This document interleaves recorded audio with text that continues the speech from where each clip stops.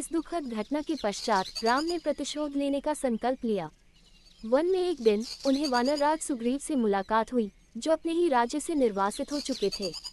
राम ने सुग्रीव की सहायता की और बदले में सुग्रीव ने राम की मदद करने का वचन दिया।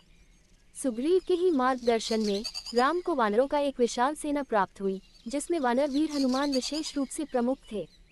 हनुमान की भक्ति, साहस और राम के प्रति समर्पण की कहानियां आज भी लोगों के दिलों में जीवित हैं।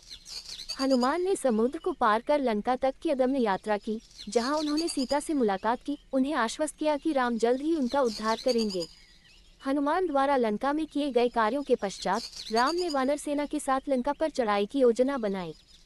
समुद्र पर एक असाधारण पुल का निर्माण किया गया, जिससे राम और उनकी सेना लंका तक पहुंचे। लंका में एक भीषण युद्ध छिड़ा, जहां राम ने रावण के दुष्ट सत्तारूढ़ को चुनौती दी। युद्ध के दौरान राम ने अपने अद्वितीय धनुष बाण से रावण के अत्याचार और अन्य राक्षसों का विनाश किया। अंततः एक भयंकर युद्ध के बाद राम ने रावण का वध किया और सीता की मुक्ति सुनिश्चित की। युद्ध में विजय प्राप्ति के बाद राम, सीता और लक्ष्मण का पुनर्मिलन हुआ।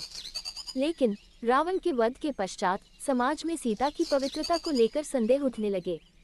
कुछ लोगों ने सोचा कि वनवास के दौरान सीता के चरित्र पर प्रश्न उठना उचित होगा। इस संदेह को दूर करने के लिए राम ने सीता से अग्नि परीक्षा लेने का आग्रह किया। अग्नि में प्रवेश करते ही सीता के चारों ओर ऊष्मा और तपिश छा गई, परंतु अग्नि ने उनकी पवित्रता की परीक्षा ली और वे निर्जल और निर्मल बनी। अग्नि परीक्षा के बाद राम ने सीता का पुनः स्वागत किया और उनके साथ राजमहल की ओर प्रस्थान किया। अयोध्या लौटकर राम का राज्याभिषेक हुआ और पूरे राज्य में आनंद की लहर दौड़ गई। राम का शासन एक आदर्श शासन के रूप में जाना गया, जहां सत्य, न्याय, प्रेम और करुणा का आदान प्रदान होता था। परंतु राजसी जीवन में भी मानवीय संदेहों का स्थान रहता है। कुछ वर्षों के पश्चात प्रजा में सीता की पवित्रता को लेकर पुनः आपत्तियां उठीं, जिससे राम ने भारी मन से सीता को वनवास दे दिया। वन में रहते हुए सीता ने वाल्मीकि आश्रम में अपने पुत्रों लव और कुश का जन्म दिया। ये दोनों पुत्र न केवल सीता के साहस और धैर्य के प्रतीक थे, बल्कि राम के आदर्शों की अगली पीढ़ी के प्रतिनिधि भी बने।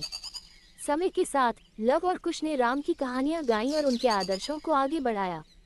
राम की कथा आज भी धर्म, कर्तव्य, प्रेम, त्याग और सत्य की अनंत कहानियों में से एक